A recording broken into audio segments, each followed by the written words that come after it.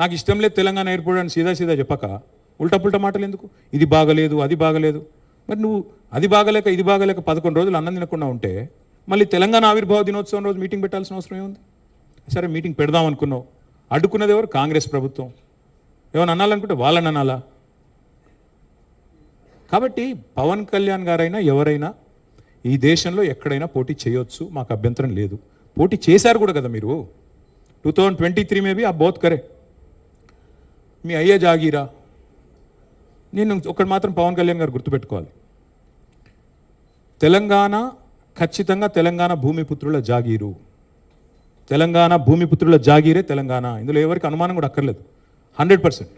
ఈ నేల కోసం కష్టపడ్డ వాళ్ళు, ఈ నేల కోసం పోరాటాలు చేసిన వాళ్ళు, ఈ నేల కోసం త్యాగాలు చేసిన వాళ్ళు, నెత్తురుతో తడిచిన నేల ఇది.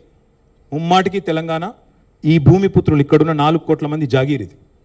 కానీ మీరు రండి, ఇక్కడే ఉండండి, మీ కుటుంబాలు ఇక్కడే ఉన్నాయి, మీ వ్యాపారాలు ఇక్కడ ఉండండి, ఎవరొద్దన్నారు? 10-12 ఏళ్లలో ఎక్కడైనా చిన్న సమస్య వచ్చిందండి?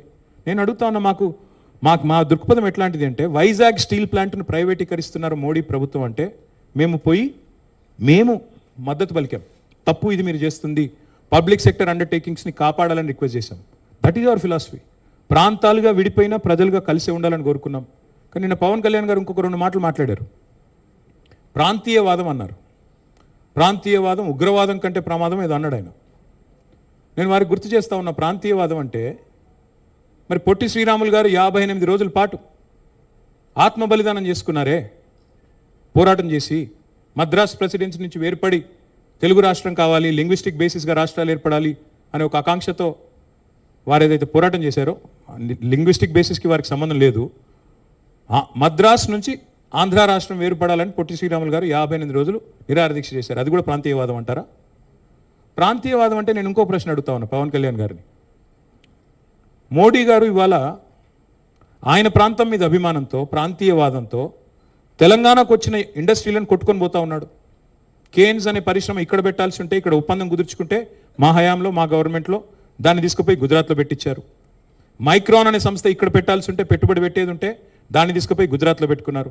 మరి జాతీయవాదం ముసుగులో చేస్తున్న ఈ ఆర్థిక ప్రాంతీయవాదం కరెక్టా? ఏది కరెక్టు? అంటే ప్రధానమంత్రి గారు గుజరాత్కే ప్రధానమంత్రిగా వ్యవహరించడం కరెక్టా? చెప్తారా దీనికి సమాధానం పవన్ కళ్యాణ్ గారు? కాబట్టి ప్రాంతీయవాదం, ఇంకో మాట, చాలా విచిత్రమైన మాట అన్నారు నిన్న ఆయన. ఇంకొన్ని రోజులైతే జనగణమన పాడరు. మాకు జనగణమన మాకు నేర్పించాల్సింది ఏం లేదు. దేశభక్తి గురించి మాకు పవన్ కళ్యాణ్ గారి దగ్గర పాఠాలు నేర్చుకోవాల్సిన అవసరం లేదు. ఈ నేల ఆనాడు నిజాం సర్కార్కు వ్యతిరేకంగా పోరాటం చేసిన నేల, కమ్యూనిస్టులు కదం దొక్కిన నేల ఇది. కాబట్టి మాకు పోరాటాలు కొత్త కాదు, మాకు యుద్ధాలు కొత్త కాదు, త్యాగాలు కొత్త కాదు. మాకు వాటి గురించి జాతీయ భావన ఉంది. ఇక్కడ దేశాన్ని గౌరవించే సంస్కృతి ఉంది. We contribute to the nation. We are less than 3% of India, but we contribute to 5% of India's GDP. So we don't need any kind of moral lectures or moral policing from వారు. ఆంధ్రప్రదేశ్ ఉప ముఖ్యమంత్రిగా వారిని గౌరవిస్తాం. వారిని ఆంధ్రప్రదేశ్ ఉప ముఖ్యమంత్రిగా డెఫినెట్గా గౌరవిస్తాం. ఒక కళాకారుడిగా, ఒక నటుడిగా అభిమానిస్తాం. ఒక సోదరుడిగా ఇంటికి వస్తే బిర్యానీ పెడతా, హైదరాబాదీ బిర్యానీ పెడతా. కానీ వచ్చి మా సెక్రటేరియట్లో కూర్చొని పెత్తనం చేస్తాము మా రాజకీయాల్లో. మరి ఇంకా మొన్ననే కదా వేరుపడ్డది, ఇంత కష్టపడి 60 ఏళ్ళు పోరాటం చేసి మొన్న వేరుపడ్డాం 2014లో. మొన్న చంద్రబాబు నాయుడు గారు రానే వచ్చే 2018లో, మళ్ళీ ఇప్పుడు మీరు కూడా వస్తారు 2023లో. That's all I'm saying. And last word I would like to say on this. Pawan Kalyan గారిది ఈ మధ్యన ఓజీ అని సినిమా వచ్చింది.